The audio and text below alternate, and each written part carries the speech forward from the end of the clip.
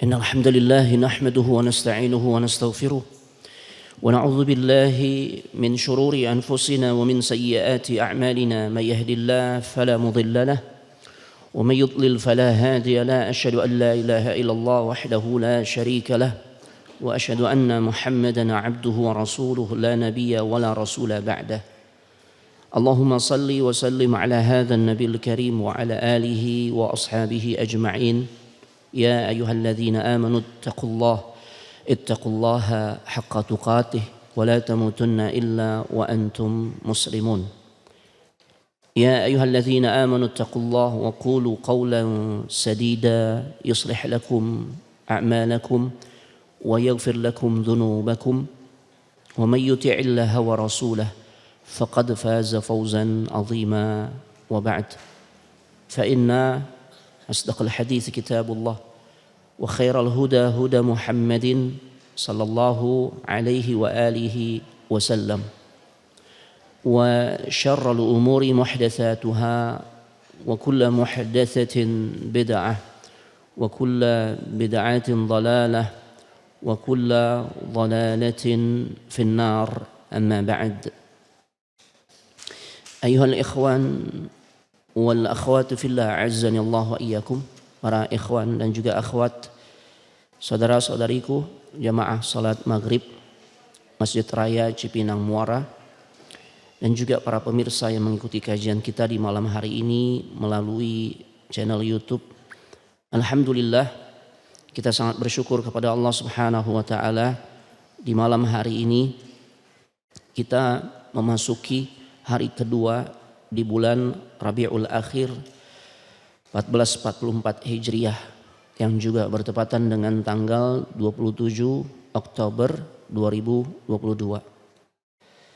Bi'aunillahi wa taufiqihi, dengan pertolongan dan juga taufik dari Allah Subhanahu wa taala, kita kembali dipertemukan di dalam majlis yang mulia, yaitu majlis ilmu syar'i.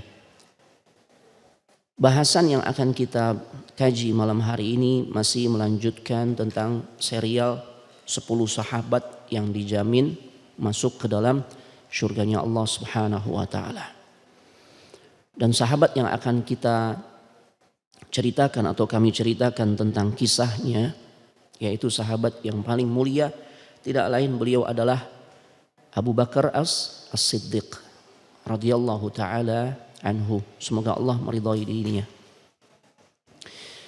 Sahabat Abu Bakar As-Siddiq adalah sahabat yang paling utama. Di antara keutamaan yang memang Allah berikan kepada dirinya, itu sudah tercirikan dari nama-nama atau gelar yang ada pada dirinya. Ya. Apa gelar yang ada pada diri sahabat Abu Bakar, Pak? Selain As-Siddiq. Selain As-Siddiq, gelar untuk beliau apa, Pak? Ada yang tahu? Yang tahu, anak kasih hadiah siwak. Nah, apa gelar yang memang secara khusus Nabi kasih, Nabi berikan untuk beliau nih? Sosok sahabat yang Masya Allah, yang kesetiaannya tiada tara, Pak. Ini luar biasa. Ya, diberikan gelar yang spesial. Dan gelar-gelar ini memang tentu berdasarkan wahyu, ya. Bukan sekehendak hati seseorang, keinginan dirinya, bukan. Tapi ini wahyu dari Allah. Ada yang tahu, Pak? Gelarnya disebut Al-Atiq. As-Siddiq itu masyhur, ya. Kita udah tahu, makanya Abu Bakar As-Siddiq. Gelar yang juga masyhur diberikan untuk dirinya adalah Al-Atiq atau Atiq. Apa arti kata dari Atiq? Ada satu riwayat dari Ummul Mukminin, Ibunda Aisyah, putri beliau, salah satu putri beliau. Nah, di saat itu beliau ceritakan, aku sedang berada di depan rumahnya Rasul sallallahu alaihi wasallam. Sedangkan para sahabat sedang berada di halaman rumah. Kemudian di antara aku dengan mereka ini terdapat kain pembatas. Ya, ada hijab, ya. Nah, kemudian tiba-tiba ayahnya beliau, yaitu Abu Bakar As-Siddiq, datang. Maka Rasulullah SAW mengatakan kepada orang-orang yang hadir saat itu, man sarrahu an yanzura ila atiqin minan nar falyanzur ila hadha. Masya Allah. Artinya apa? Barang siapa yang ingin melihat seseorang yang dijuluki, yang diberikan gelar Atiq, yang terbebaskan dari api neraka, maka hendaklah lihat orang ini. Yang hadir siapa? Abu Bakar. Allahu Akbar. Orangnya masih hidup, udah dapat pemberitahuan dirinya dibebaskan dari api neraka. Gak akan disiksa dalam api neraka. Subhanallah. Apa namanya kalau bukan menunjukkan ini adalah salah satu keistimewaan maziyah yang Allah berikan kepada sosok sahabat yang mulia ini. Ini adalah kemuliaan yang luar biasa. Sedangkan ada sebagian golongan yang mengaku kaum muslimin atau bagian dari Islam, isi ajarannya caci maki terhadap sahabat yang mulia ini. Golongan siapa itu? Syiah Rafidah. Demi Allah mereka sesungguhnya bukan dari Islam, Pak. Ya, bukan dari Islam. Bayangkan Rasul sampai mengatakan, ya kalau Anda ingin melihat orang yang terbebaskan dari azab neraka, nih lihat sebentar lagi datang. Sosoknya adalah Abu Bakar As-Siddiq. Allahu Akbar. Ya. Tapi sosok Abu Bakar As-Siddiq yang di banyak kesempatan beliau dengar tuh Nabi menyampaikan berita gembira tentang jaminan surga terhadap dirinya. Orang tuh kalau udah dibebaskan, nggak diazab di neraka, tentu pemahamannya adalah dia dijamin surga. Belum lagi dalam kesempatan lain Nabi katakan, ya Abu Bakar, anta fil jannah. Wahai Abu Bakar, Allah jaminkan surga untuk dirimu. Masya Allah. Belum lagi saat di Jabal Uhud, di saat Nabi berempat sama 3 orang sahabat. Ya jadi ada 4 orang naik di gunung Uhud. Masya Allah. Di situ ada Abu Bakar, di situ ada siapa lagi? Umar, dan satu lagi Utsman. Masya Allah. Kemudian bergetarlah Uhud. Uhud bergoncang. Ya, maka Nabi katakan, "Usbut ya Uhud." Tenang wahai Uhud. Dalam satu riwayat dikatakan Nabi menjejakkan kakinya sambil mengatakan, "Usbut ya Uhud." Tenang wahai Uhud. Fa'alaikan Nabi, yang di atasmu, yang sedang berada di atasmu ini adalah seorang nabi, artinya dirinya. Ya, was-siddiq. Nah, ini gelar yang masyhur ya, yang kita ketahui tentang sosok Abu Bakar As-Siddiq, yaitu gelarnya As-Siddiq. Orang yang selalu membenarkan apa-apa yang disampaikan oleh Nabi sallallahu alaihi wasallam, apa-apa yang datang dari Nabi sallallahu alaihi wasallam. Saat banyak orang masih ragu dan gak sedikit yang mendustakan, maka orang yang selalu membenarkannya adalah ini dia, Abu Bakar As-Siddiq.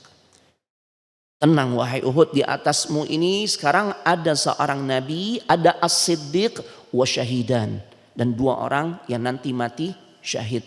Siapa beliau yang mati syahid? Umar dan Utsman. Masya Allah. Ya. Dan banyak lagi penegasan dari Nabi sallallahu alaihi wasallam yang menunjukkan bahwasanya Abu Bakar dijamin surga, tapi masih resah bagaimana akhir kehidupannya. Ya. Inilah gaya hidupnya orang-orang yang memang beriman kepada Allah. Di saat mereka mendapatkan jaminan keutamaan di sisi Allah, bukan justru menjadikan mereka tuh merasa tenang dengan pencapaian amal saleh yang telah mereka lakukan atau ibadah yang telah mereka lakukan. Justru mereka resah, Pak. Ya, makanya Allah Maha tahu kenapa yang dipilih untuk mendapatkan ya jaminan surga di antaranya adalah sosok-sosok seperti beliau, Abu Bakar dan sahabat-sahabat yang lain. Kenapa enggak kita? Ya karena boleh jadi kalau kita yang terpilih, ya mungkin di antara kita ini udah dapat broadcast gitu ya. Sekiranya berandai-andai itu udah dapat broadcast, kita nih dijamin surga. Kayaknya udah nggak kenal Masjid Raya Cipinang Muara, Pak.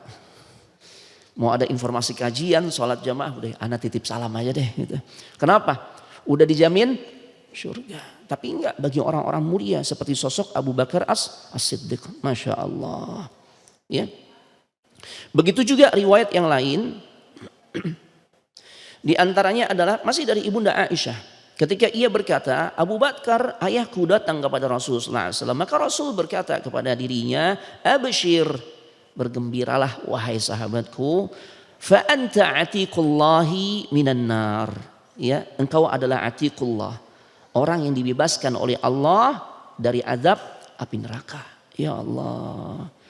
Makanya kata Ibunda Aisyah, sejak saat itu ayahku juga terkenal dengan gelar Atiq.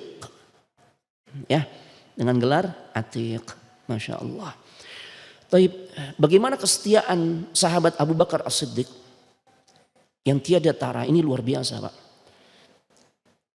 Peristiwa yang dicatat dengan tinta emas oleh para ulama, khususnya para ulama sejarah atau mu'arrikhin, adalah tatkala Rasul sallallahu alaihi wasallam diizinkan oleh Allah Subhanahu wa taala untuk hijrah ke Madinah. Ya. Di saat kaum muslimin sudah diizinkan ya lewat wahyu yang Allah turunkan kepada Nabi Muhammad untuk hijrah ke Madinah, Nabi belakangan belum turun perintah untuk Nabi hijrah. Maka apa yang terjadi? Abu Bakar itu termasuk orang yang paling sering bertanya kepada Nabi, kapan hijrah? Kita hijrah ya Rasul. Kata Rasul, la ta'jal, jangan terburu-buru, belum ada perintah dari Allah. Ya. Sampai kemudian tiba waktunya, ya, Allah izinkan Nabi sallallahu alaihi wasallam untuk hijrah, meninggalkan kota suci Mekah menuju Madinah. Maka saat itu peristiwanya terjadi di siang hari. Ya. Di siang hari di kota Mekah tentunya sebagaimana umumnya wilayah negara-negara Arab itu panasnya luar biasa. Orang jarang aktivitas di siang hari, jarang keluar rumah Pak. Maka Rasulullah SAW tumben-tumbennya tuh keluar rumah bergegas menuju rumahnya Abu Bakar As-Siddiq. Ya. Dan di saat Rasul datang, Abu Bakar sudah menduga tidaklah Rasul datang di waktu yang tidak biasa kecuali fihi syai'. Ada sesuatu yang penting. Maka segera dibukakan pintu, dipersilahkan masuk. Maka kata Rasulullah SAW, ia beliau mengatakan keluarkan orang-orang yang ada di rumahmu. Karena Rasul hendak menyampaikan informasi yang sifatnya rahasia.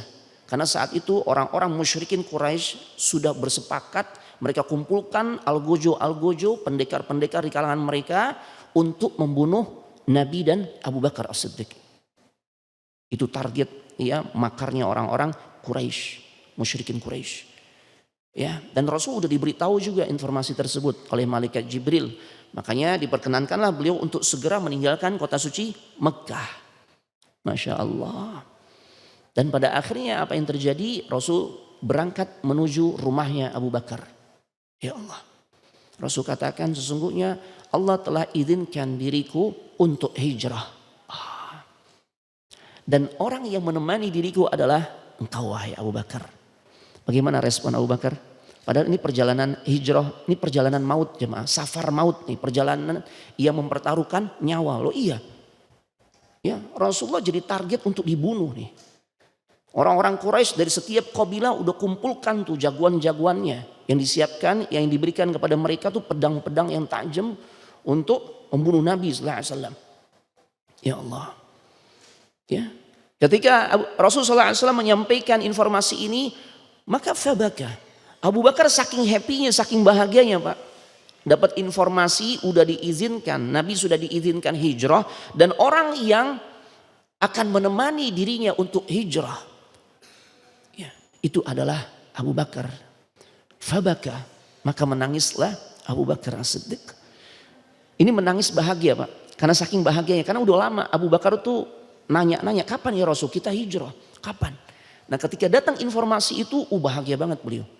Sehingga Ibunda Aisyah berkata, aku baru mengetahui ada orang yang ekspresinya saat bahagia itu menangis ketika ayahku menangis diinformasikan kepada dirinya, dia menjadi teman bagi Rasulullah di dalam proses hijrahnya ke Madinah. Allahu Akbar.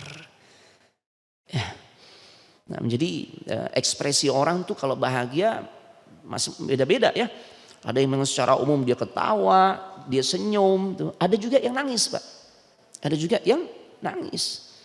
Sebagaimana yang ditunjukkan oleh Abu Bakar As-Siddiq di saat dipilih oleh Nabi sallallahu alaihi wasallam untuk menemani dirinya hijrah. Dan yang hebatnya lagi, yang luar biasanya lagi, yang mendukung, yang mensupport, yang membantu proses hijrahnya Nabi. Ya. Satu perjalanan yang benar-benar mempertaruhkan nyawa. Ini tidak hanya Abu Bakar Pak. Dilibatkan semua keluarganya. Oh, ini keluarga yang sangat ya patut untuk kita contoh Pak. Ya, anak-anaknya turut ngebantu Nabi sallallahu alaihi wasallam di dalam proses hijrah menuju kota suci Madinah. Di antaranya siapa aja? Ya, yang dilibatkan. Pertama tentu di antaranya adalah Ibunda Aisyah. Namun kisah yang sangat masyhur, ya, saudarinya beliau. Siapa? Asma binti Abu Bakar. Saudara sebapak lain ibu, ya, kita sudah bahas di pertemuan sebelumnya. Nah, kemudian ada juga saudaranya Asma binti Abu Bakar yang namanya Abdullah ibn Abu Bakar. Ini Abdullah punya tugas khusus. Kalau di malam hari dia jaga gua tuh, ya, dia tidur di mulut gua yang dimana Nabi sallallahu alaihi wasallam dan sahabat ayahandanya beliau, ya, yang menemani Nabi sallallahu alaihi wasallam di gua tersebut, ya, dijagain oleh Abdullah ibn Abu Bakar tuh. Nah, di pagi hari dia berangkat kembali ke kota suci Mekah untuk memeriksa keadaan gimana nih, ya, keadaan orang-orang musyrik masih sibuk nyari Nabi, ya, gitu kan, dan pergerakannya bagaimana. Oh, masya Allah. Jadi dijadikan mata-mata oleh Nabi sallallahu alaihi wasallam. Itu anaknya Abu Bakar, namanya Abdullah ibn Abu Bakar. Kemudian ada juga budaknya atau mantan budaknya Abu Bakar, namanya Amir ibn Fuhairah. Dia ditugaskan untuk membawa kambing-kambing, ya, menggembalakan kambing ke rute yang dilalui oleh Nabi dan Abu Bakar As-Siddiq, sehingga jejak langkah kakinya hilang, tersapu oleh, ya, jejak kaki kambing. Oh, masya Allah, sampai diatur sedemikian rupa, Pak. Luar biasa. Adapun Asma binti Abu Bakar, dia punya peranan besar, Pak. Walaupun mungkin kita lihat cuma itu doang kok. Cuma masalah, ya, dia lepas ikat pinggang yang biasa dia pakai untuk mengikatkan pakaiannya kalau ingin bekerja lebih cepat gitu, ya. Dia copot dan kemudian dia belah dua tuh. Ya, dia bagi dua untuk mengikat makanan yang nanti akan diberikan untuk Nabi sallallahu alaihi wasallam dan ayahandanya. Makanya sampai-sampai kemudian beliau dikasih gelar oleh Nabi sallallahu alaihi wasallam Zatun Nitaqain. Seseorang yang memiliki dua ikatan. Oh, masya Allah. Mungkin kita ngeliatnya cuma ikatan doang Ustadz, cuma tali doang. Enggak, bukan hanya sebatas tali. Ini peranan Asma binti Abu Bakar itu besar. Selamatnya Rasul sallallahu alaihi wasallam di dalam proses hijrah, ya, yang dimana hijrahnya ini mempertaruhkan nyawa, ini enggak lepas dari bantuan yang diberikan oleh Asma binti Abu Bakar, yang dimana beliau tugasnya menyediakan logistik atau makanan untuk Nabi dan ayahandanya. Tuh. Karena di masa itu, Pak, ya, orang susah, zaman itu kan zaman susah. Ya, untuk mengikat, untuk mencari tali yang digunakan untuk mengikat makanan yang digunakan untuk, ya, yang akan diberikan untuk Nabi sallallahu alaihi wasallam itu bukan perkara mudah saat itu. Nah, Asma binti Abu Bakar, dia punya tali yang biasa digunakan untuk dia ikatkan di pinggangnya, sehingga pakaian mungkin roknya atau apalah gitu, ya, nggak mudah melorot dan sebagainya, sehingga kalau dia mau bekerja lebih cepat lebih enak gitu, ya. Dia lepas, Pak. Dia lepas, dia bagi dua, kemudian dia ikat makanan untuk Nabi sallallahu alaihi wasallam agar makanan tersebut tetap terjaga dan diberikan kepada Nabi. Ini ikatan ini punya nilai sejarah, punya nilai histori, Pak. Punya peran sejarah. Islam ini kemudian tersebar dengan sebab Rasul selamat pada akhirnya. Rasul tercukupi, diawali oleh Rasul tercukupi kebutuhan makan minumnya. Masya Allah.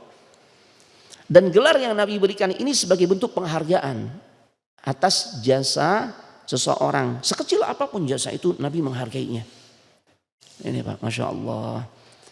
Ya, belum lagi saat peristiwa di mana? Di gua Sur. Ini peristiwa yang luar biasa mencekam. Yang ketika Abu Bakar bersembunyi bersama Rasul sallallahu alaihi wasallam di dalam gua tersebut, itu sebenarnya ternyata udah kelacak oleh, ya, para pencari jejak dari kalangan orang-orang musyrikin Quraisy. Ternyata mereka juga tiba juga di tempat itu, Pak. Bahkan Abu Bakar katakan, ya Rasulullah, sekiranya ada salah satu di antara mereka mengarahkan pandangannya ke arah bawah, kita akan kelihatan. Jadi mulut guanya itu di posisi di bawah, Pak. Ya, Posisinya di bawah. Biasanya kan kalau mulut gua ya di Indonesia itu kan gua di Indonesia gede ya, lebar tuh. Nah, lubangnya lebar mulut guanya. Kalau yang di Gua Thur ini kecil Pak, ada celah di bawah tuh. Ya. Sehingga untuk bisa mengetahui ada orang yang ada di dalamnya itu ya dengan cara melihat ke arah bawah. Makanya ketika Abu Bakar dan Rasulullah SAW sudah berada di dalam gua tersebut, beliau melihat dari dalam tuh kaki-kaki orang-orang musyrikin Quraisy yang sedang mencari keduanya. Ya, yang tidak lain target mereka adalah membunuh Nabi dan Abu Bakar. Masya Allah. Kata Abu Bakar, sekiranya ada di antara mereka yang melihat ke arah bawah, maka selesai kita. Tapi kemudian Nabi SAW menenangkan sahabatnya ini. Bagaimana menurut pendapatmu? Jika ada dua orang, aku dan dirimu, sedangkan Allah yang ketiganya. Allahu Akbar. Maka kemudian Allah abadikan dalam Al-Quran, la tahzan, jangan engkau bersedih hati. Ya, karena kalau Allah yang ketiganya, aman. Luar biasa. Ya, ini masalah tauhid atau akidah Pak. Ya, jadi kita mesti yakin selama kita berada di jalur, di track kebenaran, ya al-haq, maka yakinlah Allah akan berikan pertolongan kepada kita. Ya, Masya Allah, ini luar biasa. Belum lagi bagaimana Abu Bakar As-Siddiq menyiapkan unta atau hewan tunggangan yang nanti akan digunakan oleh Nabi Sallallahu Alaihi Wasallam. Setiap harinya berbulan-bulan lamanya itu Abu Bakar berikan makanan terbaik untuk hewan tunggangannya tersebut, yang nanti dia akan berikan untuk Nabi Sallallahu Alaihi Wasallam. Di saat waktunya tiba, Nabi katakan, kita sudah diizinkan hijrah ke Madinah dan aku memilih dirimu untuk menjadi teman bagi diriku. Apa kata Abu Bakar As-Siddiq? Aku telah siapkan ya Rasulullah unta yang telah berbulan-bulan diberikan makanan yang bergizi agar siap untuk engkau tumpangi. Ketika Nabi dapat fasilitas kayak gitu Pak, ini pengajaran juga buat kita. Di saat ada orang lain berbuat baik kepada kita, jadi jangan aji mumpung Pak. Ya, jangan aji mumpung. Karena ketika Nabi ditawarkan, ini onta memang disiapkan untukmu ya Rasul. Silakan kau pilih ya Rasul. Apa kata Rasul? Baik, saya terima, tapi dengan syarat. Apa syaratnya? Bisaman, saya bayar. Tuh. Jadi nggak mau gratisan Pak. Subhanallah. Ya, beliau nggak mau gratisan. Apalagi ini menyangkut ibadah besar. Hijrah itu ibadah besar Pak. Butuh pengorbanan. Ya. Beliau nggak ingin kehilangan kesempatan ya di mana harta yang beliau miliki itu punya andil di dalam proses hijrah. Makanya beliau katakan walakin bisaman. Iya, aku terima kebaikan dirimu menyediakan onta untuk aku, tapi saya bayar. Masya Allah. Ini Pak, ya di sisi lain adalah ketika ada orang menolong kita, maka jangan kemudian kita langsung ya terima aji mumpung gitu ya, enggak. Kalau masih bisa kita mengupayakan dari diri kita, upayakan dulu. Masya Allah, barakallahu fikum. Ini luar biasa sosok Abu Bakar As-Siddiq radhiyallahu taala anhu. Kemudian sebagian dari keutamaan dan keunggulan Abu Bakar lainnya adalah Nabi pernah bersabda, inna min amannin nasi alayya fi suhbatihi wa malihi Abu Bakar. Sesungguhnya orang yang paling berjasa kepada diriku di dalam persahabatan, dalam suhbah dan juga dalam urusan harta, itu adalah sahabatku Abu Bakar. Makanya sampai-sampai Nabi mengatakan, walau kuntu muttakhidzan khalila ghaira rabbi latakhadtu Abu Bakar. Sekiranya aku tuh diizinkan, diperkenankan untuk mengangkat seorang khalil. Khalil ini derajat kecintaan yang paling tinggi. Al-khullah, ya pelakunya disebut khalil. Itu derajat kecintaan yang paling tinggi. Ada juga habib, ya atau hubbun, rasa cinta, mahabbah, ya. Itu masih kalah derajatnya dibandingkan khullah. Nih kalau khullah itu derajat cinta yang udah paling tinggi Pak, udah mentok tuh. Dan itu hanya diberikan untuk Allah. Makanya gelar yang Allah berikan kepada Nabi kita Muhammad SAW adalah Khalilullah, kekasihnya Allah. Selain diberikan juga kepada siapa Pak? Nabi Ibrahim alaihissalam. Tuh. Ya. Makanya Rasulullah SAW katakan, sekiranya aku diizinkan, diperkenankan untuk menjadikan kekasih selain Rabbku, pastilah Abu Bakarlah orang yang aku jadikan sebagai khalil. Akan tetapi karena memang tidak diperkenankan, ya, walakin ukhuwatul Islam wa mawaddatuhu. Akan tetapi ya hanya sebatas persaudaraan di dalam Islam dan kasih sayang di dalam Islam. Masya Allah. Dan kemudian Nabi sallallahu alaihi wasallam mengatakan, la yabqayanna fil masjidi babun illa sudda illa babu Abi Bakar. Enggak tersisa sebuah pintu di masjid. Di masjid ini maksudnya di Masjid Nabawi. Ya. Masjid ya yang ada di kota suci Madinah yang menjadi pusat kegiatan ibadah kaum muslimin di tempat tersebut, Masjid Nabawi. Rasul katakan ini menunjukkan bahwasanya betapa spesialnya kedudukan Abu Bakar. Apa kata Nabi? Enggak tersisa sebuah pintu di masjid, maksudnya Masjid Nabawi. Ya, melainkan pintu-pintu tersebut telah tertutup. Kecuali pintu yang mengarah ke rumahnya Abu Bakar. Jadi di masa itu Pak, ya rumah-rumah sahabat kan berdekatan dengan Masjid Nabawi ya. Nah, itu banyak pintu dari Masjid Nabawi yang mengarah ke rumah sahabat. Ada yang mengarah ke rumahnya Abu Bakar, ada yang mengarah ke rumahnya sahabat lain, ke Umar dan sebagainya. Maka Nabi perintahkan semua ditutup. Yang dibuka cuma satu, pintu yang mengarah ke rumahnya Abu Bakar. Jadi Abu Bakar kalau keluar dari rumahnya dia mudah aksesnya untuk masuk langsung ke Masjid Nabawi. Ini para ulama katakan isyarat dari Nabi sallallahu alaihi wasallam, orang yang memang paling layak untuk menggantikan dirinya nanti sepeninggal dirinya ya adalah Abu Bakar As-Siddiq. Masya Allah. Ya, luar biasa. Bapak Ibu jamaah sekalian semoga dimuliakan oleh Allah Subhanahu wa taala. Nah, kemudian di antara kelebihan keistimewaan sosok Abu Bakar, ini orang yang hatinya sangat lembut, Pak. Makanya ketika Rasulullah SAW sudah sakit-sakitan menjelang wafatnya beliau, maka beliau satu waktu atau satu hari beliau meminta kepada Ibunda Aisyah, putrinya beliau, ya putrinya Abu Bakar, istrinya Nabi sallallahu alaihi wasallam, untuk perintahkan ayahnya yaitu Abu Bakar menggantikan dirinya memimpin salat. Tapi apa kata Ibunda Aisyah? Ya Rasulullah, kana abi, bapakku itu Abu Bakar, dia adalah rajulun bakka, seorang laki-laki yang gampang nangis ya Rasul. Dikhawatirkan oleh Ibunda Aisyah saat nanti mimpin sholat baca Al-Quran tersentuh hatinya nangis sehingga suaranya gak kedengeran oleh jamaah yang lain. Ya, Masya Allah. Karena saking lembutnya hatinya Pak. Ya, Abu Bakar As-Siddiq maka disebut sebagai rajulun bakka. Masya Allah. Ya. Dan tidak ada harta yang benar-benar begitu dihargai yang melampaui peran dari harta yang diberikan oleh Abu Bakar kepada Nabi sallallahu alaihi wasallam.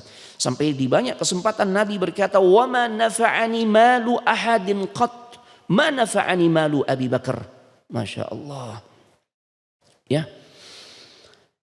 Apa arti dari kalimat tersebut? Tidak ada harta yang jauh lebih bermanfaat untuk diriku. Ya. Kecuali harta yang diberikan oleh sahabat Abu Bakar. Abu Bakar sudah menginfakkan hartanya ya untuk ngebantu Nabi sallallahu alaihi wasallam di dalam berdakwah di masa-masa sulit, Pak. Ya kan?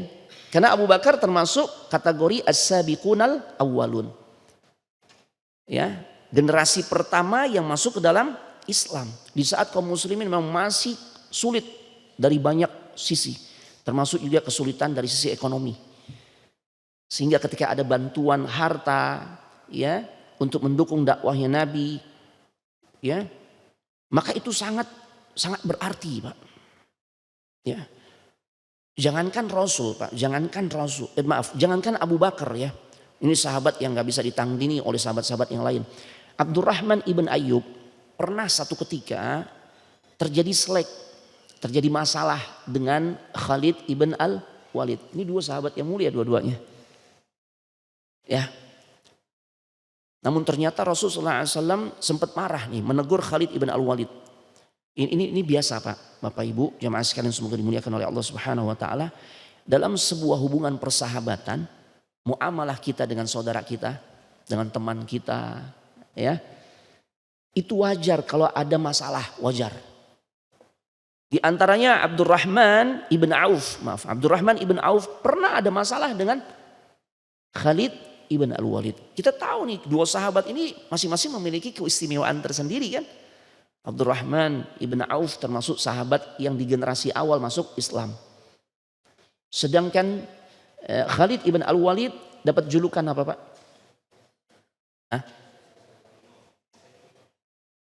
Saifullah, pedangnya Allah. Saif min suyufillah, di antara pedang-pedangnya Allah yang terhunus untuk menghancurkan kekuatan orang-orang musyrikin Quraisy. Tapi di saat ada selek, apa kata Nabi? Ya, Nabi berikan pembelaan untuk Abdurrahman ibn Auf. Ya, dia tegur tuh Khalid ibn Al-Walid, la tasubbu ashabi. Jangan Anda caci maki sahabat-sahabatku. Ini termasuk Abdurrahman bin Auf. Ini Abdurrahman bin Auf ini sahabat spesial nih. Di saat yang lain tuh masih bimbang, masih ragu, bahkan menolak ajakan masuk Islam. Dia termasuk generasi awal yang masuk Islam. Ya, Masya Allah. Sekiranya orang selain Abdurrahman bin Auf itu berinfak. Dan infaknya itu berupa apa Pak? Ya, sebesar gunung dalam bentuk emas. Ini kira-kira kalau ada orang donasi di Masjid Raya Cipinang Muara, donasinya emas batangan 2 kilo. Heboh gak? Bapak Fulan donasi untuk Masjid Raya Cipinang Muara. Ya, sebesar 1 batang emas seberat 2 kilo. Masya Allah. Heboh gak Pak? Masya Allah, heboh Pak. Ya, nggak tanggung-tanggung donasinya emas batangan Pak. Ini emas murni loh ya, Masya Allah. Emas murni, emas 24 karat nih. Ya kita anggaplah harga 1 juta tuh, satu gramnya. Kalau 2 kilo berapa gram? 2000 gram. Berarti berapa M? 2 M. Subhanallah, heboh. Nabi katakan nih, sekiranya ada di antara kalian infak dengan hartanya sebesar gunung berupa emas. Ya Allah. Dibandingkan dengan infaknya sahabatku, di antaranya Abdurrahman ibn Auf. Walaupun cuma 1 mud. Ini apa istilahnya ya? Kalau bahasa Indonesia apa nih? Raupan ya. Paham ya, raupan. Ini kayak gini raupan.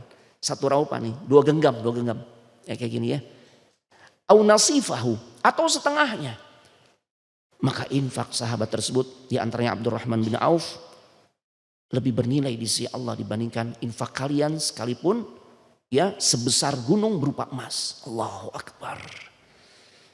Ini baru sosok Abdurrahman bin Auf nih dibela sampai sebegitu oleh Nabi Sallallahu Alaihi Wasallam. Sebegitu luar biasanya. Kenapa? Karena memang gak bisa dibandingkan. Makanya para sahabat memiliki maratib, memiliki tingkatan-tingkatan keutamaan. Abdurrahman bin Auf termasuk as-sabiqunal awwalun. Orang-orang yang pertama masuk ke dalam Islam. Khalid ibn Al-Walid itu masuk Islamnya menjelang Fathu Mekah tahun ke-8 Hijriah. Selisihnya dengan Abdurrahman bin Auf. Abdurrahman bin Auf itu kan semasa awal Nabi dinobatkan menjadi Rasul. Ya, berarti kemudian Nabi berdakwah di Mekah 13 tahun. Ya, kemudian hijrah. Menjelang tahun 8 Hijriah atau 8 tahun berlalu baru kemudian Khalid masuk Islam. Ada selisih 21 tahun tuh. Antara masuk Islamnya Abdurrahman bin Auf dengan Khalid. Makanya Nabi pun memberikan pembelaan tuh terhadap Abdurrahman bin Auf. Jasanya besar. Lantas bagaimana dengan sosok Abu Bakar yang luar biasa? Ya, sahabat-sahabat yang dijamin masuk surga yang kita bahas nih di dalam pembahasan kajian kita ini, itu mayoritas masuk Islamnya karena jasa siapa Pak? Abu Bakar As-Siddiq, Utsman ibn Affan. Dia masuk Islam. Siapa yang ngajak? Abu Bakar. Dan kita di bahasan yang sebelumnya bulan lalu kan kita sudah paham bagaimana mudahnya Abu Bakar masuk Islam. Nggak pakai debat dulu ya, nggak pakai ragu dan sebagainya, langsung ya begitu pulang dari perdagangannya, pulang dari safar dagangnya ya dari Syam, dia udah dapat informasi dari seorang ahlul kitab, ada seorang nabi akhir zaman yang berasal dari kalangan Quraisy. Tadinya yang dikira adalah Abu Bakar, tapi begitu ditanya bagaimana keadaan orang tuamu, orang tuaku masih hidup. Oh berarti engkau bukan seorang nabi. Tadinya pendeta itu mengira ketika ditanya engkau dari mana, aku dari Mekah. Dari suku mana? Quraisy. Pendeta ini mengira ini nabi ini, karena dari Quraisy. Tapi begitu ditanya orang tuamu gimana? Orang tuaku masih hidup. Maka dikatakan oh bukan engkau sosoknya. Apa yang kau maksud? Sesungguhnya aku mendapatkan informasi dari kitab sucinya yang dia imani ya. Nabi akhir zaman itu akan datang dari wilayah Mekah yang berasal dari suku Quraisy dan orang tuanya sudah wafat. Connect beliau. Umurnya nggak beda jauh dengan dirimu. Ya, maka connect beliau bahwasanya orang itu tidak lain adalah sahabatnya yaitu Rasul sallallahu alaihi wasallam. Maka ketika beliau tiba di Mekah, Rasul sampaikan bahwasanya dirinya dinobatkan menjadi seorang nabi dan rasul, nggak pakai ribet, Pak. Langsung beliau beriman. Luar biasa Abu Bakar As-Siddiq. Udah masuk Isya? Taib. Nah, kita lanjut setelah sholat Isya atau gimana? Setelah sholat Isya ya. Tutup sementara. Wassalamualaikum warahmatullahi wabarakatuh. Kita lanjutkan pembahasan tentang sosok sahabat Abu Bakar As-Siddiq. Betapa banyak pahala yang beliau dapatkan. Di antaranya ketika karena dakwahnya lah paling tidak di antara 10 sahabat yang dijamin masuk surga, sebagian besarnya itu adalah ya karena peran beliau. Masuk Islamnya mereka nih karena dakwahnya beliau. Masya Allah. Coba sebutkan 5 nama ya yang masuk Islamnya itu karena perannya sosok Abu Bakar As-Siddiq. Sebutin nama di antara 10 sahabat yang dijamin masuk surga yang mereka masuk Islam itu karena ajakan dari Abu Bakar. Ayo. Utsman ibn Affan, 1. Abdurrahman ibn Auf. Yang mana mau jawab? Anak kasih hadiah yang bisa jawab ya siwak, fadhal. Fadhal. Utsman ibn Affan, Abdurrahman ibn Auf, Sa'ad ibn Abi Waqqas. Terus Zubair ibn Al-Awwam. Sebagian ulama katakan Sa'id ibn Zaid itu bukan atas ajakan Abu Bakar As-Siddiq. Coba nama lain. Barakallahu fikum. Ya barakallahu fikum, Masya Allah. Ya di antaranya adalah Tolhah ibn Ubaidillah. Masya Allah. Berarti berarti otomatis orang yang paling banyak transferan pahalanya dari setiap kebaikan yang dilakukan oleh sahabat-sahabat tersebut adalah siapa? Abu Bakar. Man dalla ala khairin falahu mithlu ajri fa'ilihi. Barang siapa yang menunjukkan kepada satu kebaikan, maka baginya pahala orang tersebut. Ya, dia dapat pahala kebaikan atas perbuatannya. Orang yang mengambil peran sehingga kebaikan itu bisa dilakukan oleh dirinya juga dapat transferan pahalanya. Masya Allah, luar biasa Pak. Ya, ada 3 nama yang dimana di dalam sejarah Islam disebutkan ini di kalangan laki-laki mereka masuk kategori yang pertama masuk ke dalam Islam atau as-sabiqun al-awwalun. Ya, sebutkan 3 nama tersebut termasuk sahabat Abu Bakar As-Siddiq. Berarti antum nyebutin tinggal 2. Siapa nih? Ini terjadi perselisihan di kalangan para ulama nih. Siapa yang paling dulu masuk Islam? Cuma nanti dikerucutkan di antara ketiga nama ini Abu Bakar As-Siddiq itu memiliki kekhususan tersendiri. 2 nama berikutnya siapa? Tafadhal. Pak Furqan. 1 lagi. Naam, ada yang lain? Antum. 1 lagi. Bukan, bukan itu yang Anda maksudkan. Walaupun dia Hah? Zaid ibn Harithah, barakallahu fikum. Betul. Nah, cuma yang membedakan apa nih? Kenapa Abu Bakar begitu spesial dibandingkan dua orang lainnya? Fadhal fikum barakallah. Yang menjadikan Abu Bakar begitu spesial, Ali bin Abi Thalib kita tahu memang tinggal bersama Nabi, biasa interaksi dengan Nabi, masih keluarga dengan Nabi. Wajar, pantas kalau kemudian Nabi sampaikan dirinya dinobatkan menjadi seorang utusan Allah, kemudian dia mengimaninya. Ya, mau masuk ke dalam Islam, wajar. Zaid ibn al-Harithah pun sama. Ya. Zaid ibn al-Harithah adalah seorang budak yang masih bocah, udah jadi budak tuh. Kemudian dibeli oleh Hakim ibn Huzam atau Hizam, ya, keponakannya ibunda Khadijah, istri beliau. Dibeli oleh Hakim, kemudian Hakim hadiahkan untuk bibinya, yaitu ibunda Khadijah. Ibunda Khadijah dinikahi oleh Nabi sallallahu alaihi wasallam, ya. Maka kemudian ibunda Khadijah hadiahkan Zaid ibn al-Harithah untuk Nabi sallallahu alaihi wasallam. Ya. Karena Nabi kan nggak punya anak laki-laki yang tumbuh sampai besar kan. Ada anak laki-laki 3. Ada Qasim, ada Abdullah, ada Ibrahim. Tapi para ulama sejarah katakan, ya, nggak sampai besar, kemudian Allah takdirkan ketemu ajalnya. Nggak ada yang sampai gede. Makanya ketika dihadiahkan oleh ibunda Khadijah seorang budak yang namanya Zaid ibn al-Harithah, ini laki-laki, anak laki-laki, makanya senang banget Nabi dan begitu sayang beliau. Nah, bedanya dengan Abu Bakar As-Siddiq, Abu Bakar As-Siddiq masuk Islam padahal beliau berasal dari orang luar dari keluarga Nabi. Ini menjadi spesial, Pak. Ya, ini menjadi spesial. Masya Allah. Belum lagi ketika beliau masuk Islam, beliau langsung mengambil peran sebagaimana yang dijalani oleh Nabi sallallahu alaihi wasallam, berdakwah. Ini menjadikan dirinya semakin luar biasa. Makanya sampai Nabi katakan tidak ada orang yang lebih berjasa di dalam kehidupan diriku, ya, kecuali apa yang telah dilakukan oleh Abu Bakar. Berikut juga dengan harta yang ia sedekahkan, infakkan untuk membantu dakwahnya Nabi. Masya Allah. Itu Pak, luar biasa. Anda bawakan satu riwayat yang sahih tentunya. Ya, hadis-hadis yang dikeluarkan oleh Imam Bukhari dan juga Imam Muslim yang menggambarkan tentang keutamaan atau fadail dari sahabat Abu Bakar As-Siddiq. Abi Sa'id Al-Khudri radhiyallahu anhu qala, ya, Abu Sa'id Al-Khudri satu hari beliau berkata, khataba Rasulullah sallallahu alaihi wasallam an-nasa.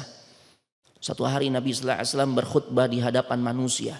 Waqal, dan dia berkata, beliau bersabda, Nabi bersabda, innallaha khayyara 'abdan baina dunya wa baina ma 'indahu fakhtara dzalika al-'abdu ma 'indallah. Ya Allah.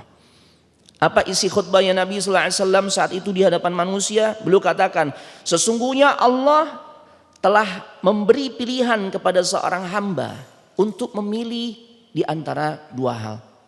Yaitu antara dunia dan satunya lagi pilihannya adalah sesuatu yang ada di sisi Allah. Jadi Nabi katakan ada seseorang yang dia diberikan pilihan oleh Allah, ya. Pilihan pertama dia diberikan dunia dengan segala bentuk perhiasannya. Pilihan kedua adalah ya ma indallah, sesuatu yang ada di sisi Allah. Ini menunjukkan kedalaman ilmunya Abu Bakar enggak bisa ditandingi oleh sahabat-sahabat lain. Allahu Akbar. Makanya pantas kalau kemudian Nabi kasih isyarat orang yang layak untuk menggantikan dirinya ketika dirinya wafat adalah sosok Abu Bakar. Nabi enggak pernah izinkan orang selain Abu Bakar untuk menggantikan dirinya mengimami salat. Enggak pernah, Pak. Karena satu hari Umar yang jadi imam, Nabi enggak suka. Dikembalikan posisi semula, Abu Bakar yang pantas. Masya Allah. Ya, luar biasa Pak. Jadi Nabi cerita ada orang yang dikasih pilihan dua hal. Satu pilihannya adalah dunia beserta isinya. Yang satunya lagi sesuatu yang ada di sisi Allah. Orang lagi nyimak tuh, yang lain nyimak apa maksudnya. Nah, tapi Abu Bakar ekspresinya beda dibandingkan orang-orang pada umumnya. Di sini menunjukkan kedalaman ilmu beliau. Ya. Maka yang terjadi, Abu Sa'id cerita, qala fabaka Abu Bakar. Abu Bakar ekspresinya beda sendirian. Beliau nangis, Pak. Allahu Akbar. Ketika Rasul cerita ada orang yang dikasih pilihan, dua pilihan. Satu, ya, orang ini diberikan pilihan untuk mendapatkan dunia beserta isinya dan segala perhiasannya gitu ya. Satunya lagi sesuatu yang ada di sisi Allah. Ya. Nah, dan orang ini memilih fakhtara dzalikal 'abdu, maka orang ini memilih ma indallah, sesuatu yang ada di sisi Allah. Dia enggak pilih dunia. Mendengar penjelasan kayak begini, fabaka Abu Bakar menangis. Fa'ajibnal bukaihi. Maka kami, kata Abu Sa'id Al-Khudri yang saat itu hadir, kita semua heran dengan tangisannya Abu Bakar. Kenapa? Cuma dia ya satu-satunya yang nangis. Yang lain enggak ada yang nangis. Karena enggak paham ini kedalaman ilmunya Abu Bakar. Ya. Ya Allah. Beliau menangis terkait apa yang Rasul beritakan tentang orang tersebut. An yukhbira Rasulullah sallallahu alaihi wasallam an abdin khuyyira. Ya. Beliau menangis dengan sebab mendengar apa yang dikhabarkan oleh Rasul, ternyata orang itu memilih sesuatu yang ada di sisi Allah. Masya Allah. Fakana Rasulullah sallallahu alaihi wasallam huwal mukhayyar. Ya Allah. Dan Abu Bakar adalah orang yang paling faham tentang isyarat yang Nabi ceritakan di dalam ya khutbahnya tersebut. Ya Allah. Bahwasanya orang yang diberikan pilihan itu yang dimaksud adalah Nabi. Dan ternyata Nabi kan pilihnya apa yang ada di sisi Allah. Ya Allah. Ya. Nah, maksudnya apa? Abu Bakar faham. Kenapa sampai kemudian beliau menangis? Karena ketika Nabi memilih sesuatu yang ada di sisi Allah, itu artinya tidak lama lagi Rasul akan wafat. Ya Allah. Ya, gak ada yang memahami tentang isyarat tersebut kecuali Abu Bakar As-Siddiq. Kemudian Rasul sallallahu alaihi wasallam bersabda, ya, beliau katakan bahwasanya anna min amannin nasi alayya fi suhbatihi wa malihi Abu Bakar. Gak ada orang yang paling berjasa melampaui jasa yang telah ditunjukkan oleh Abu Bakar dari sisi persahabatan, dari harta yang dia keluarkan, kesetiaannya mendampingi diriku, Masya Allah. Walau kuntu muttakhidan khalilan ghaira rabbi. Nah, lafaznya sama kayak tadi itu. Sekiranya aku diperkenankan, diizinkan untuk ya memiliki seorang khalil, kekasih yang tingkatannya paling tinggi.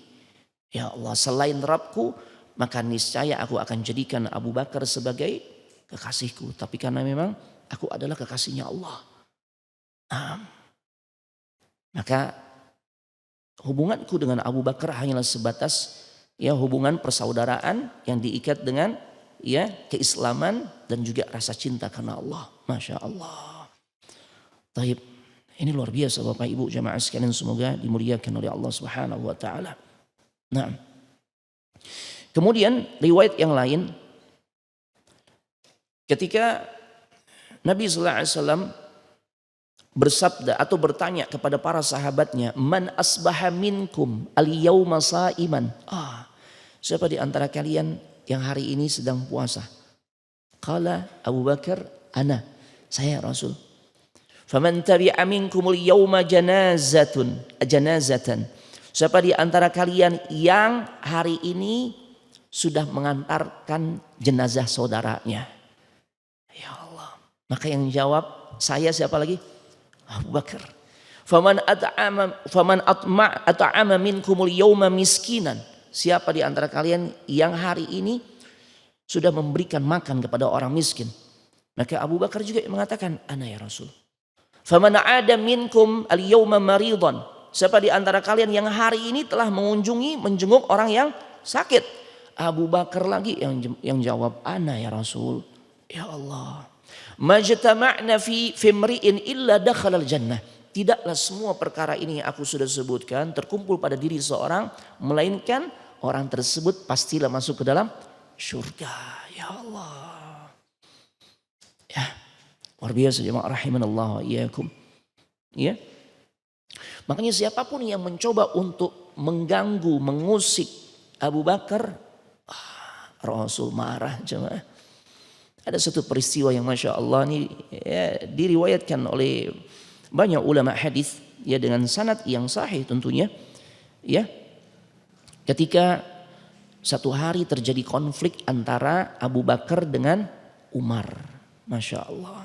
Jadi pernah terjadi konflik juga, Anda bilang ya, bahwasanya hal biasa.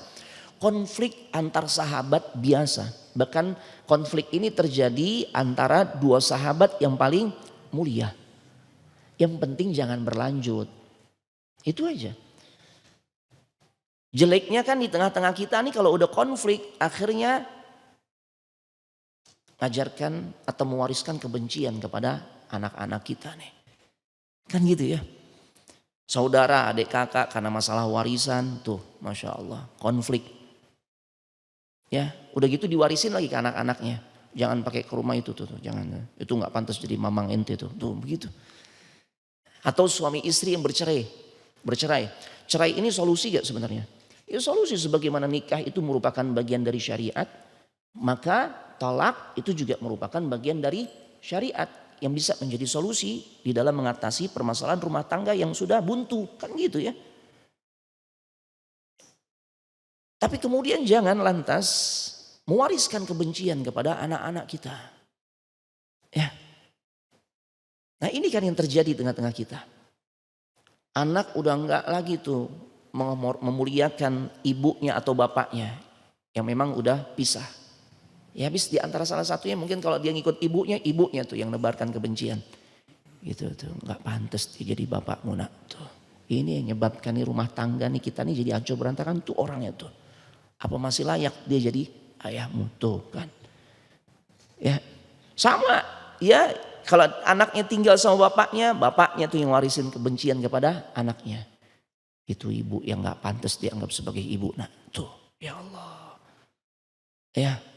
Jadi jangan sampai nih perselisihan yang terjadi merusak ukhuwah.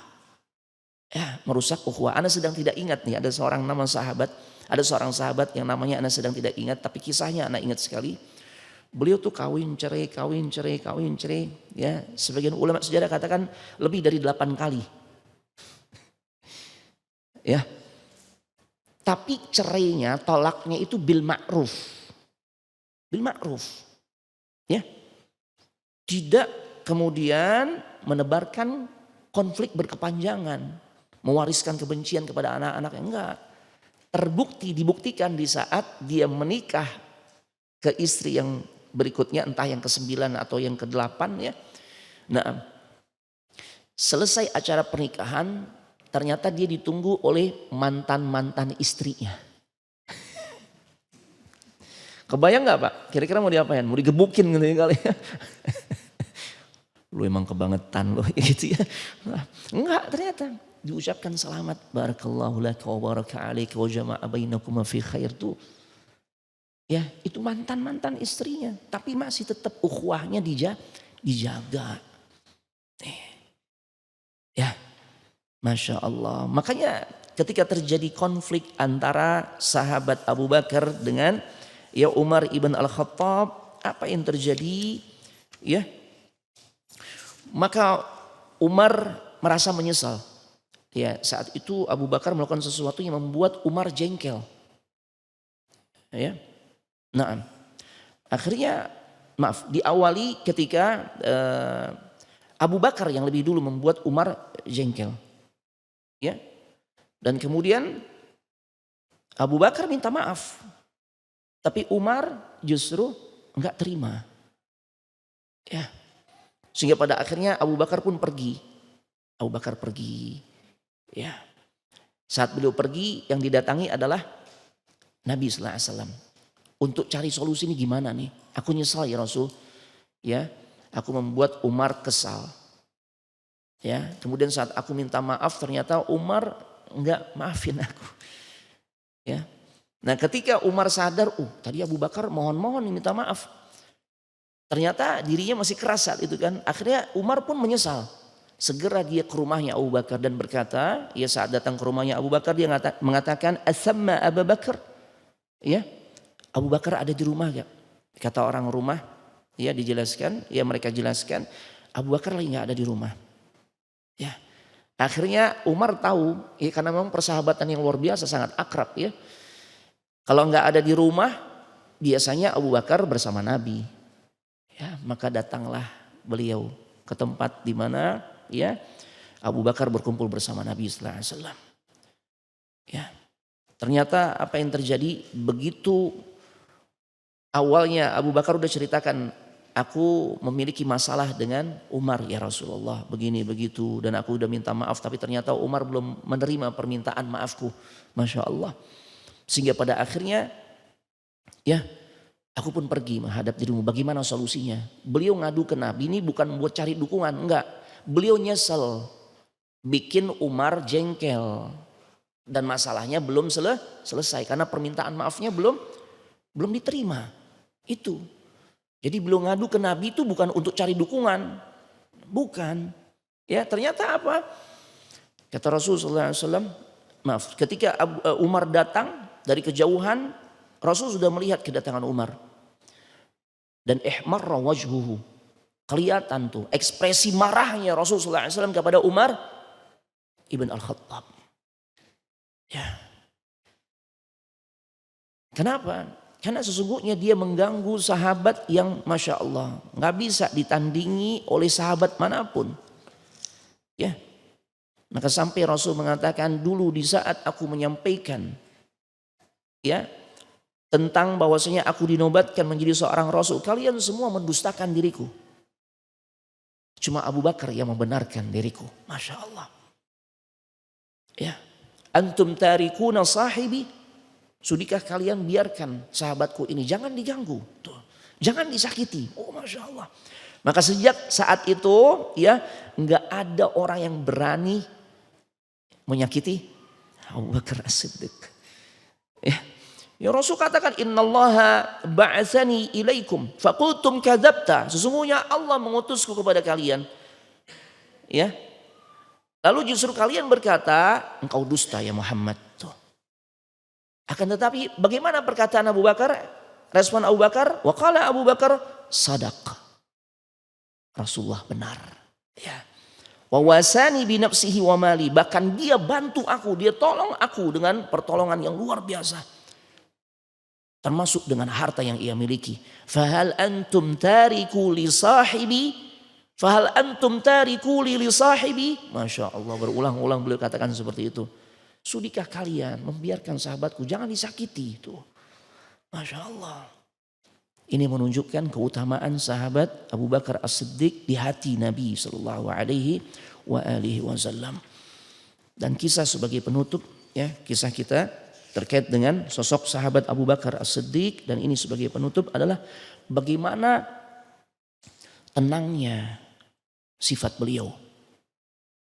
Ini menunjukkan bahwasanya memang beliau adalah sosok yang paling layak, paling pantas untuk menggantikan Nabi sallallahu alaihi wasallam. Ketenangan yang tidak dimiliki oleh sahabat-sahabat lainnya. Allahu Akbar. Yang ditunjukkan saat peristiwa apa? Peristiwa wafatnya Nabi sallallahu alaihi wasallam. Ya Allah. Ya. Naam. Bahwasanya ketika beliau sudah melihat atau membaca, memahami, mengetahui tentang isyarat Nabi memang enggak lama lagi akan wafat. Ya. Sehingga di saat-saat terakhir dalam kehidupan Rasulullah SAW, riwayat ini disampaikan oleh Anas ibn Malik. Dia berkata, di saat itu adalah hari Senin, Yaumul Itsnain. Dan kaum muslimin sedang melaksanakan sholat subuh berjamaah. Masya Allah. Lagi sholat subuh berjamaah. Dan imam yang ditunjuk adalah Abu Bakar. Nabi percayakan Abu Bakar untuk menjadi imam. Tiba-tiba kaum muslimin dikejutkan dengan kehadiran Rasulullah SAW. Di saat kain penutup atau tirai ya bahasa kita hordeng gitu ya. Hordeng yang menutupi bagian rumahnya Ibunda Aisyah. Saat itu Nabi SAW sedang berada di rumahnya Ibunda Aisyah. Hordeng atau tirainya tersingkap. Ya Allah. Tidak lain yang menyingkapnya adalah Nabi kita Muhammad SAW. Jadi udah lama tuh Nabi SAW ya dalam keadaan sakit keras. Ya, sakit yang parah sampai-sampai ketika sahabat menjenguknya. Sahabat belum memegang badannya Nabi. Baru nyentuh selimut yang menutupi tubuhnya Nabi. Kepanasan beliau. Sahabat ini sampai kaget. Ya Rasulullah, innaka la tu'aku wa'kan syadidan. Ya Rasulullah, sesungguhnya engkau panas sekali ya Rasul. Allahu Akbar. Enggak sentuhan kulit dengan kulit, Pak. Rasul dikasih selimut, kesentuh selimutnya, kepanasan tuh sahabat. Makanya sampai beliau mengatakan, innaka la tu'aku wa'kan syadidan ya Rasulullah. Sesungguhnya engkau demam ya Rasul. Dengan demam yang luar biasa. Ya Allah, Rasul jelasin, ketahuilah. Makal, demam yang beliau rasakan itu beliau katakan 2 kali demam yang kita alami, Pak. Ya Allah. Kita kalau sudah dikatakan demam berapa derajat, Pak? Iya 8. Iya 39. 40 atau lebih juga ada ya. Nah, Nabi 2 kali lipat, Pak. Ya. Kalau kita tuh udah gigil, udah kadang mungkin udah gak sadar, ya 40 derajat atau lebih, 40 lah katakan. Nabi 2 kali lipatnya, Pak. Allahu Akbar. Ya, Masya Allah. Berat, Pak. Apa yang dialami oleh Nabi SAW. Makanya lama kejadian itu. Sampai sahabat pun sedih karena Nabi ya jarang terlihat di masjid. Makanya ketika di pagi hari, di hari Senin tersebut, di waktu subuh, kesingkap tuh. Karena rumahnya Ibunda Aisyah dengan Masjid Nabawi kan dekat. Dekat. Hordengnya kebuka, akhirnya para ulama sejarah menjelaskan dalam riwayat ini, ya, riwayat Anas bin Malik, bahwasanya banyak kaum muslimin yang tergoda. Tergoda di sini maksudnya merasa happy, bahagia banget tuh. Ternyata Nabi sembuh. Ya Allah. Nabi sembuh karena yang menyingkap tirai tersebut adalah Nabi. Nabi muncul, Pak, muncul. Allahu Akbar. Ya, beliau melihat kepada kaum muslimin yang saat itu sedang berdiri di barisan saf salat berjamaah untuk salat subuh. Bahkan fatabassama Rasul sallallahu alaihi wasallam, Nabi sambil tersenyum dengan senyuman yang membuat bahagia orang-orang yang hadir saat itu. Allahu Akbar. Dan Abu Bakar tahu dengan kejadian tersebut, makanya Abu Bakar mundur. Ya, isyarat mempersilahkan Nabi mengambil posisi jadi imam, lanjutkan salat. Allahu Akbar. Nah, taib. Maka Abu Bakar mundur ke belakang, hendak berdiri di saf karena dia menduga Rasul keluar untuk salat. Ya, dijelaskan dalam riwayat ini kaum muslimin hampir tergoda di dalam salatnya. Artinya hampir saja ini karena saking bahagianya mereka ingin batalin salat karena saking bahagianya bisa ngelihat wajah Rasul. Dengan wajah yang ceria, kelihatan sehat gitu loh. Ya Allah. Nah karena kebahagiaan mereka ini terhadap Rasul, ya mereka hampir tergoda, hampir membatalkan salatnya. Tapi ternyata beliau bukan mau salat bersama kaum muslimin. Beliau cuma ngasih isyarat dengan tangannya. Agar kaum muslimin meneruskan salatnya. Beliau cuma nengok doang, Pak. Ngelongok doang tuh, ya Allah. Tapi itu udah membuat kaum muslimin merasa bahagia saat itu. Karena kembali bisa melihat senyuman Nabi sallallahu alaihi wasallam yang kelihatan begitu ceria. Masya Allah. Dan akhirnya beliau kembali masuk ke kamarnya. Beliau tutup tirainya. Ya Allah. Nah. Ya. Taib. Dan ternyata itu peristiwa yang merupakan akhir pertemuan Nabi dengan para sahabatnya. Ya. Taib. Sebagian ulama katakan di waktu duha. Maka Aisyah berkata, Abdurrahman masuk menemuiku sambil membawa siwak di tangannya. Masya Allah. Karena Nabi itu sangat suka bersiwak. Kemudian Nabi mengarahkan pandangannya ke tangannya Abdullah ibn Abu Bakar. Saudaranya Ibunda Aisyah. Ya. Dan Ibunda Aisyah faham benar apa yang menjadi kesukaannya Nabi sallallahu alaihi wasallam. Arah pandangan Nabi sallallahu alaihi wasallam ke tangannya Abdullah ibn Abu Bakar ini menunjukkan beliau tuh pengen siwak itu. Akhirnya Dimintalah siwak milik Abdullah dan kemudian beliau gigit-gigit tuh. Jadi sisa-sisa bekas Abdullah dibuang, kemudian dilumatkan ya, dilembutkanlah bagian yang barunya. Kemudian ya diberikan kepada Nabi sallallahu alaihi wasallam. Setelah lembut, ya maka diberikan kepada Nabi sallallahu alaihi wasallam. Ya, saat Ibunda Aisyah katakan, engkau menghendaki siwak itu ya Rasulullah, maka Rasul memberikan isyarat dengan mengangguk. Ya Allah. Maka Ibunda Aisyah katakan, aku pun melunakkannya. Wa ana ulayyinuhu. Aku melunakkannya. Dan beliau menggunakannya. Masya Allah. Kemudian beliau memasukkan tangannya ke dalam sebuah ya baskom yang berisikan air. Ya. Dan kemudian mengusapkan wajahnya dengan air tersebut. Ya Allah. Dan berkata, Ar-Rafiqul A'la. Ya Allah. Dan saat itulah beliau meninggal di pangkuannya Ibunda Aisyah radhiyallahu taala anha. Nabi kita Muhammad sallallahu alaihi wasallam kemudian wafat. Ya. Dan perkataan yang terakhir kali diucapkan oleh Rasul sallallahu alaihi wasallam adalah Ar-Rafiqul A'la. Ya. Beliau ingin ke tempat yang tinggi bersama orang-orang yang Allah muliakan. Kembali kepada Allah Subhanahu wa taala. Ya Allah. Kemudian datanglah Fatimah. Ya. Masya Allah. Di saat sakit keras Fatimah mengatakan, wahai ayahku betapa berat penderitaanmu. Ya. Taib. Maka Nabi bersabda, setelah ini ayahmu tidak akan lagi menderita wahai anakku Fatimah. Dan ketika saat Nabi sallallahu alaihi wasallam wafat, Fatimah berkata, ya abata, wahai ayahandaku, ajaba rabban da'ah. Ya. Masya Allah. Ayahku telah menjawab panggilan Rabbnya. Ya abata, wahai ayahku, manjannatul firdausi ma'wah. Ya. Tempat yang Allah sediakan untuk dirimu adalah surga Firdaus. Ya abata ila Jibril nan'ah. Wahai ayahku, kepada Jibril kami menyampaikan berita kematian engkau wahai ayahku.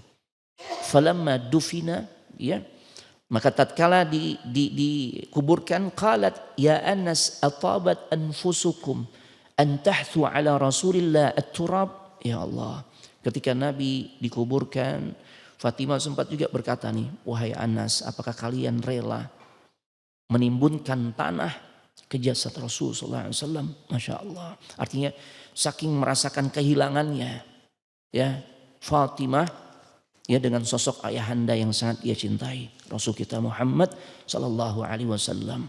Dan saat itu keadaan luar biasa jemaah. Ya, keadaan saat itu manusia ya benar-benar merasakan kesedihan yang sangat mendalam. Dan orang yang paling merasakan goncangan yang dahsyat siapa jemaah? Umar. Saat diberitakan bahwasanya Rasul qad tuwfiya, Rasul telah wafat. Ya. Maka beragam macam ekspresi manusia saat itu. Bahkan banyak para sahabat menggambarkan ketika datang Nabi sallallahu alaihi wasallam ke kota suci Madinah, maka semua seakan-akan menjadi begitu terang benderang. Tapi begitu hari di mana Nabi sallallahu alaihi wasallam wafat, maka semua keadaan menjadi gelap. Allahu Akbar. Ada yang menangis. Ya. Nah, kalau Umar tuh nggak terima. Ya, beliau katakan ini saking sayangnya beliau kepada Nabi sallallahu alaihi wasallam. Ya, ini sesuatu yang sudah di luar kekuasaan dirinya. Beliau katakan barang siapa yang mengatakan Rasulullah Muhammad wafat. Tahu sendiri bagaimana ekspresi sikapnya Umar ya. Kepala copot dari lehernya. Sesungguhnya Rasul kita Muhammad itu tidak mati, tidak wafat.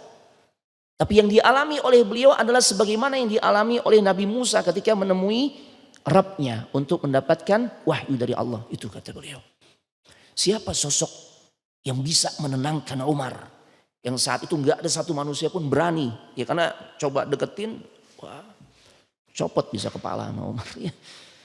Ternyata sosok siapa? Abu Bakar As-Siddiq. Abu Bakar memang agak telat ya mendapatkan informasi tentang wafatnya Nabi sallallahu alaihi wasallam. Kenapa telat? Karena beliau tinggalnya agak jauh dari rumahnya Nabi. Dan peristiwa di waktu subuh itu Itu sebenarnya membuat gembira semua kaum muslimin termasuk Abu Bakar. Abu Bakar ngira Rasul udah sehat tuh.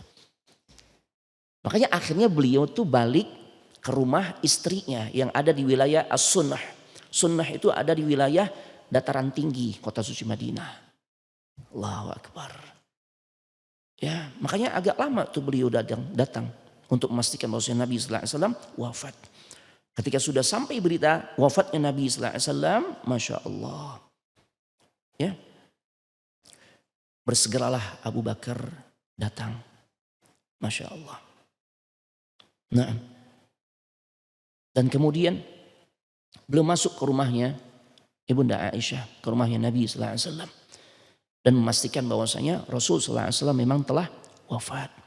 Beliau buka kain penutup wajahnya, kemudian beliau mengecup keningnya Nabi sallallahu alaihi wasallam. Ini di antara adab ya.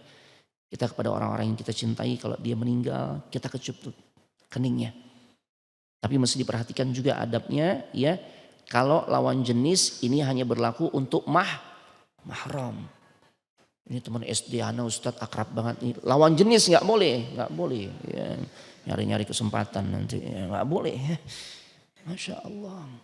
Ibu kita, anak perempuan kita, bibi kita misalnya. Ya kalau bagi yang laki-laki ya seperti itu ya. Yang lawan jenis itu seperti itu tuh mahram. Silakan. Apalagi istri atau sebaliknya. Yang ibu-ibu, suaminya, bapaknya, pamannya, anaknya, Masya Allah, keponakan laki-lakinya, boleh dia cium tuh keningnya. Ya, maka saat Abu Bakar sudah memastikan bahwasanya Rasul memang telah wafat, ya, maka beliau katakan, "Ala man kana ya'budu Muhammadan, fa inna Muhammadan qad mat." Ketahuilah, barang siapa yang menyembah Rasulullah Muhammad SAW, maka sesungguhnya Muhammad telah meninggal, telah wafat. Wa man kana ya'budullah fa innallaha hayyun la yamut. Tapi siapa di antara kalian yang benar-benar menyembah Allah, beribadah kepada Allah, Allah Maha hidup dan tidak akan pernah mati. Allahu Akbar. Ya.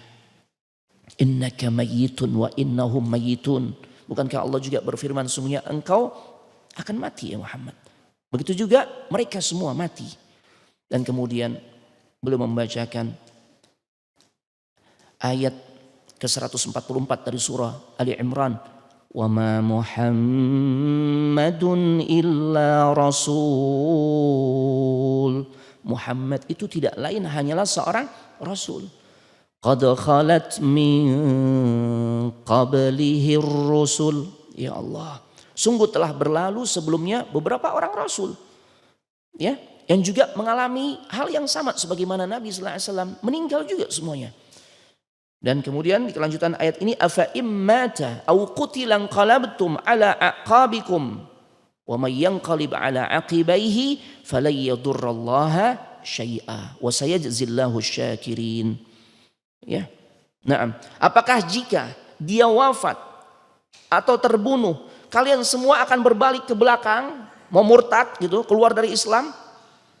Maka barang siapa yang berbalik ke belakang atau murtad, maka dia tidak dapat mendatangkan madarat kepada Allah sedikit pun. Dan Allah akan memberikan balasan kepada orang-orang yang bersyukur. Artinya ini peristiwa yang memang sangat menyedihkan. Peristiwa yang berat. Tapi tetap jangan sampai merusak tauhid seseorang kepada Allah. Ya, disadarkan tuh orang-orang di masa itu karena saking sedihnya. Ya, sehingga menganggap bahwa Rasulullah SAW nggak meninggal, apalagi Umar, tapi disadarkan Rasulullah wafat. Karena yang hidup, yang tidak akan pernah mati hanyalah Allah. Masya Allah. Ya, dan ini isyarat yang paling jelas yang menunjukkan bahwasanya beliau adalah sosok yang paling layak untuk menggantikan Nabi Sallallahu Alaihi Wasallam. Karena beliau berhasil bisa menenangkan di saat situasi kondisi kaum muslimin mengalami goncangan yang dahsyat. Pemimpin sejati itu begitu. Dia mampu menenangkan rakyatnya. Dan itu ditunjukkan oleh Abu Bakar As-Siddiq radhiyallahu taala anhu. Ya. Singkatnya, memang banyak sisi-sisi kesamaan. Ya.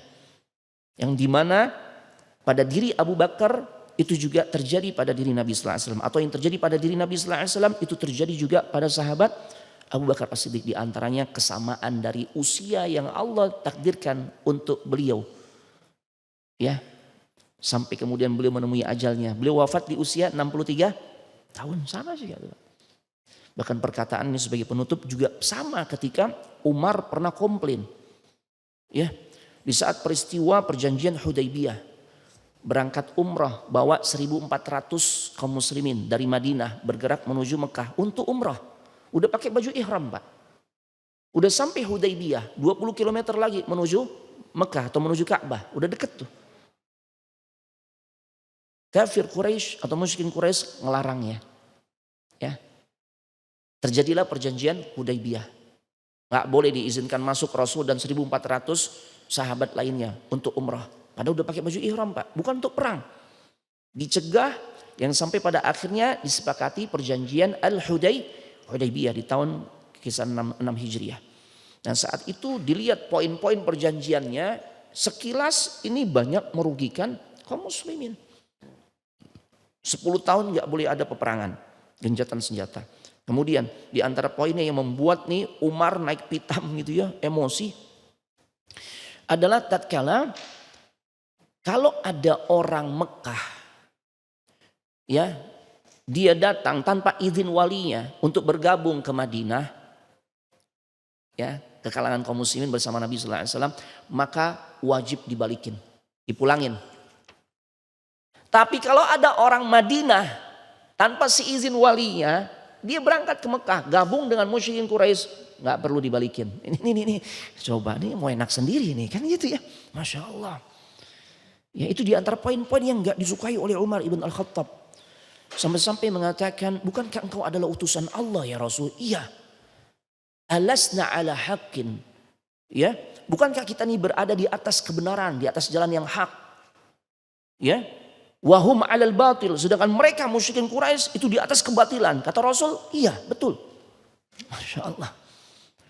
Bukankah engkau mengatakan bahwasanya kita keluar dari Madinah sudah menggunakan pakaian ihram itu untuk umrah ke kota suci Mekah, ya, dan kita berada di atas jalan kebenaran.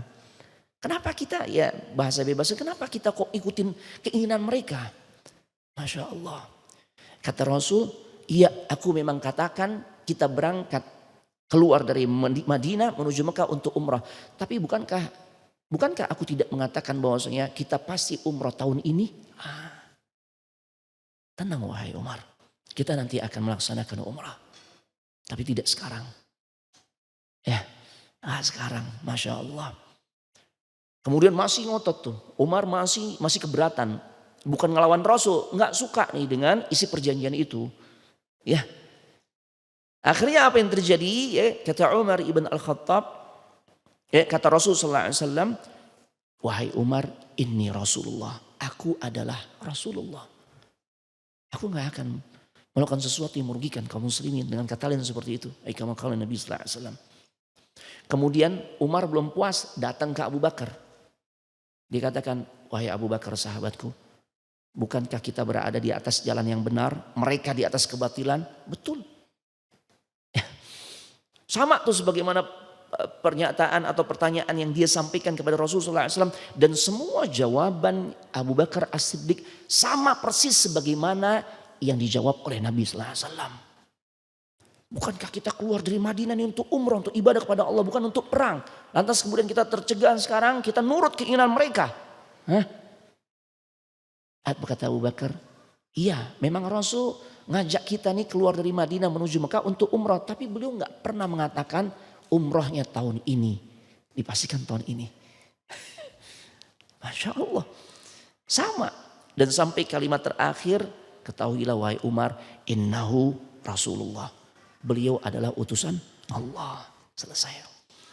Umar nggak bisa berkata-kata lagi. Oh ya benar. Dia mengakui kesalahannya dan bertobat kepada Allah. Luar biasa ya, sahabat Abu Bakar As-Siddiq radhiyallahu taala anhu. Mudah-mudahan manfaat kajian kita di malam hari ini. Ada pertanyaan jemaah?